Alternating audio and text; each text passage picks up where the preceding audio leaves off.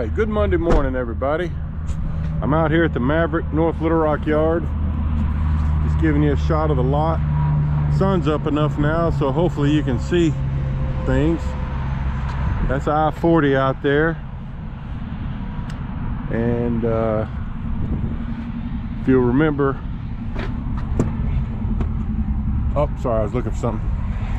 If you'll remember, I came home Friday empty, deadheaded from Sykeston, Missouri. Morning. Morning. So I have no load, and the way that works, there's the main office over there, there's the training building. Just giving you a shot of the lot. Still a lot of trucks here. I've seen several hit the road already. But as I was saying, you know, since I'm empty, don't have a load assignment at this point, you have to send in a form to let Maverick know that you're here and in the truck ready for an assignment. It's called a ready to roll form. So I sent that in about 20 minutes ago, done my inspection, got my sheets on the bed, got all my clothes put away, my food put away, just need somewhere to go. So normally what happens in this circumstance is they'll send me to Malvern, which is about an hour away, or there's a couple of places here in the Little Rock area I've been to before. There's one in Pine Bluff, which is about 30 minutes away. I've even been sent to Fort Smith from here, so you just never know. Or they might even have a dropped trailer here, you know, a repower load, you know, some driver that had an emergency or had to put his truck in the shop and they need me to pick that load up and hit the road. But right now I just don't know. I will say that I have a request to get home Thursday night this week, because my wife and I have planned to go to Oaklawn Racetrack in Hot Springs this weekend. We try to do that every year or two just for fun, go watch the horses run, get rich or get broke. And then after that we're gonna go to Garvin Gardens down there. It's a big I don't know, flower garden, I'm not sure what you call it, but it's a huge thing. It'll be pretty this time of year. She likes doing that. So that's what we got going on so far.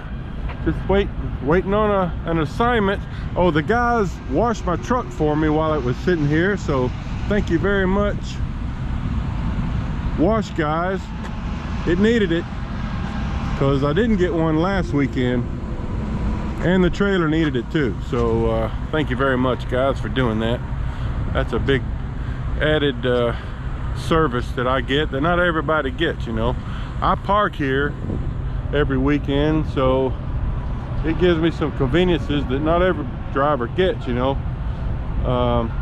They have to make an extra effort and put in extra time to stop and get a wash, you know, either passing through North Little Rock or our facility in Madison, Illinois has a wash.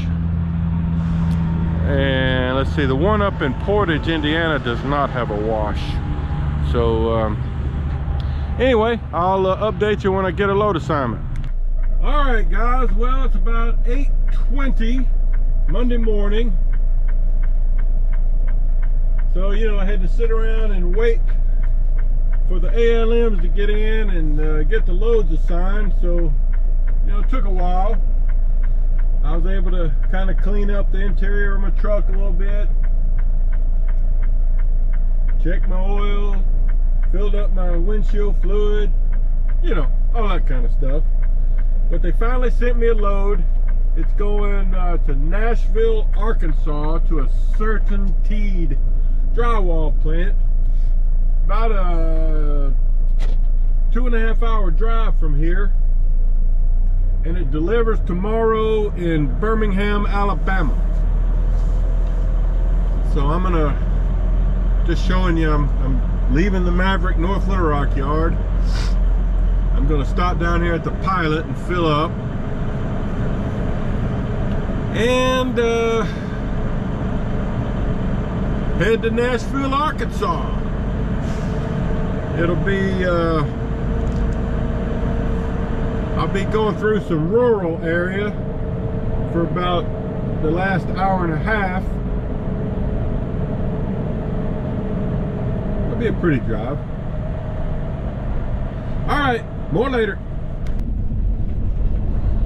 All right, folks.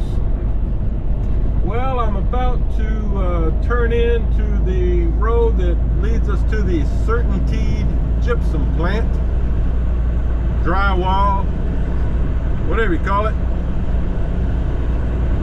In fact, you can see a blue sign up ahead. It says Certainty. I've been here 2 or 3 times before, but it's been a few months. I know I say that a lot. All right. So you got to drive in on this road here, as I remember, and then there'll be a little like a a guard shack, typical guard shack. So rather than waste footage right now, I'll turn the camera back on when I get to the guard shack. Yeah, so that kind of a long road to get back here, probably a half a mile. But I think as we make this curve here, we'll be approaching the guard shack. Got a train over there to the right, creeping down the tracks. I don't know if you can see that or not. So it's about 11:15 in the morning. And you see they do have some preloaded stuff over here to the right. But as far as I know, I have never seen any Mavericks doing the preloads. So I'm gonna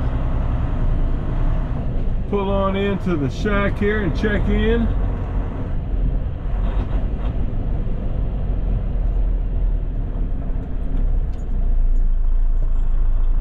Get behind this blue truck here. All right, let me check in and I'll get back to you. Okay, folks, so I've gotten checked in. It took a few minutes. There was a truck, I guess it was trying to get in to make a delivery, and they didn't want him to come in yet. We all had to back up so that truck could back into the parking lot. But oh yeah, that all took about 25 minutes. And it's a pretty good little drive around this place. They load in the back. They have, I don't know, maybe I'm gonna say 5 loading doors, and you just drive around back and back into a loading bay. Hopefully there'll be one open, and then they load you, and then you pull out, and they've got a tarping area where they have a guy or two that will put plastic over your load and drape your tarps over. At least that's how it worked last time I was here. Hopefully I can get this done before it starts raining, because we got rain supposed to get here in about an hour or 2,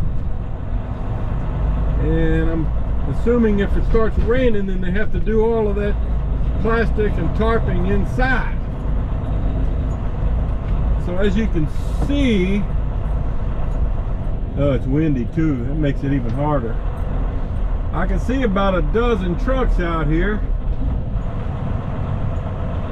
But the lady there at the check-in shack was telling me that I'm the 49th truck they've loaded so far today. So it's like 11:35 a.m. She said they start about 5 a.m. doing preloads. So, they've already done 49 loads. That's a lot of trucks.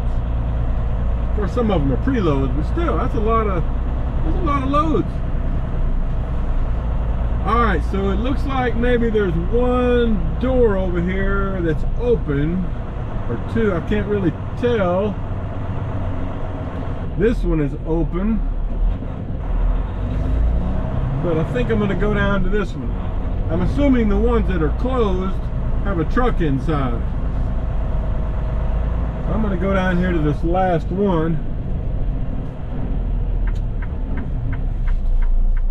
And yeah, it's empty. So I'll back into that. Then it'll be easier for me to pull over into the tarping area. All right, I'll show you more later. All right, so I got out to look, because you know, as you back into some of these places, it's so dark you can't really see. And I don't like backing into places I can't really tell what's back there. So I got out to take a look and make sure everything was clear. And the forklift guy drove up and got my paperwork. Said I'm getting 32 feet worth of product. But they stack it pretty high at this place, so we'll see what it looks like. I'm watching, it's still dark, I can't really see back there, but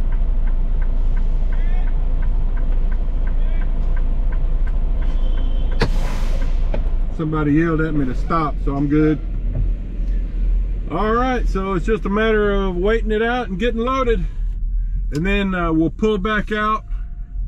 They'll put the plastic and the tarps on, and I would prefer to put the straps on first, but since it's kind of rainy, it may be better to let them put the plastic on first and get it tarped, and then I'll put the straps and edge protectors on, but we'll see how it goes.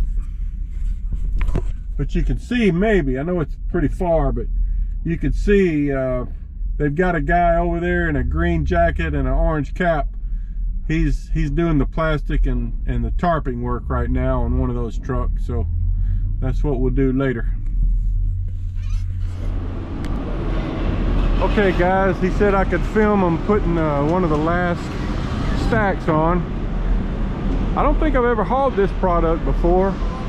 He said it was used for like exterior sheathing. So, getting you on YouTube.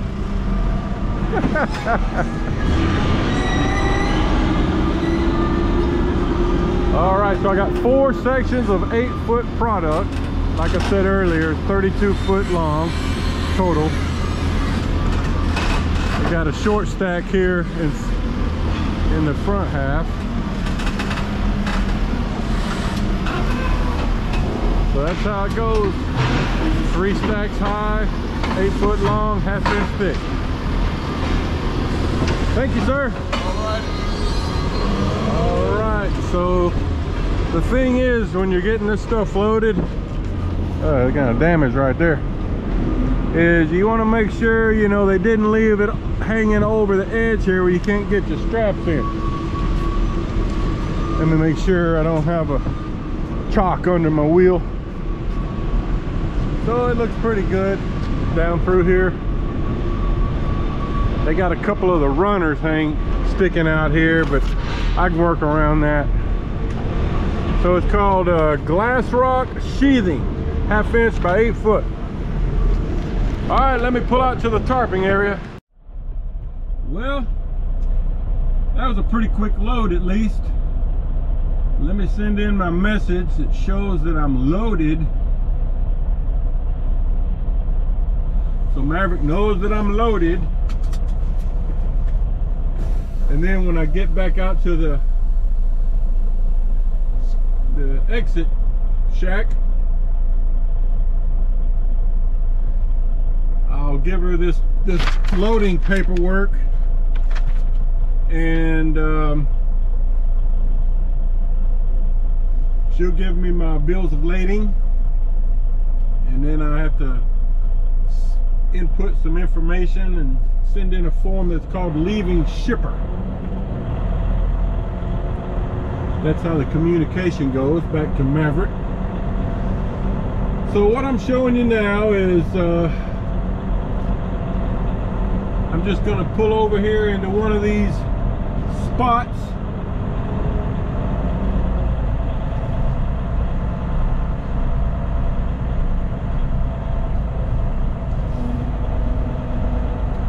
I'm just going to take this outside one because when he's done with me, I'll be able to just pull straight forward and get out of here. And you see they've got some of these little short roll-up ladders you can use if you need to. But there's the guy up there, I think. Now that may be the truck driver. Anyway. So basically how it works here is I'll need to get out some plastic edge protectors and my 2 big tarps.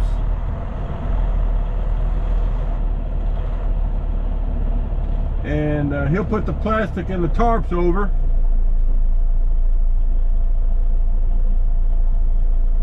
And then I'll have to do some strapping. I'll get back to you. Okay guys, so I'm loaded, tarped, strapped, heading out. I did something stupid back there. I'll mention this so maybe you won't do it. But while I was backed in there getting loaded, I should have put my big tarps out on the floor. So once I got loaded, the forklift guy could have put my tarps up on top of the load. I totally forgot about that. And then once I got out to the tarping area, I realized I didn't have my tarps up on the load like I should. So me and the tarp guy, I got the tarps out and put them up on the trailer, and then we both hopped up there and put them up on top of the drywall. It wasn't too bad, but just extra work. So don't do that. So I was talking to a couple of nice guys back there that were with Jordan out of Natchez, Mississippi, as a trainer and a student that's in his final week, and he said they do 6 weeks of trainer truck, but this is his final week. So he's all excited, ready to get out on his own. And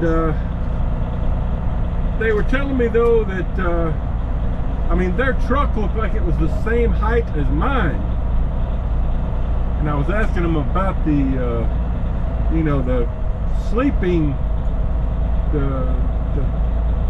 what kind of sleeping arrangements are there up there, because the Maverick trucks, which are what we call condos, they're taller.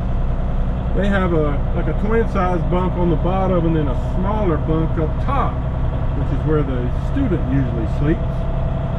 But evidently the trucks they have are not quite like that. But the trainer guy, Jay, said that they were supposed to be getting some condos in for trainer trucks, but they were behind on getting delivered, I guess, due to the backlog of things. But that's cool, seeing a young guy, student, about to be out on his own. Alright, so we got to get all the way back around this place, to the, well, I don't think it's a scale house, but the entry and exit house. And then I have to give her my loading paperwork, and she'll print out my bills of lading. I'm trying to show you that. I'm getting close here. I'm not trying to make this video too long, because I know a lot of you like to see these places, because it helps you whenever you have to come here.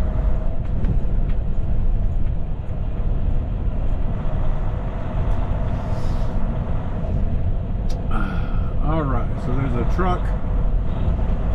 truck already there trying to get out, but looks like he's about to move, so that's cool. So what I'll do is I'll stop here, get my paperwork, check out, then I'll pull up ahead a little bit, send in my leaving shipper, and make me a cup of coffee and be on my way. It says it's an 8.5 hour trip to get from here to my delivery in Birmingham.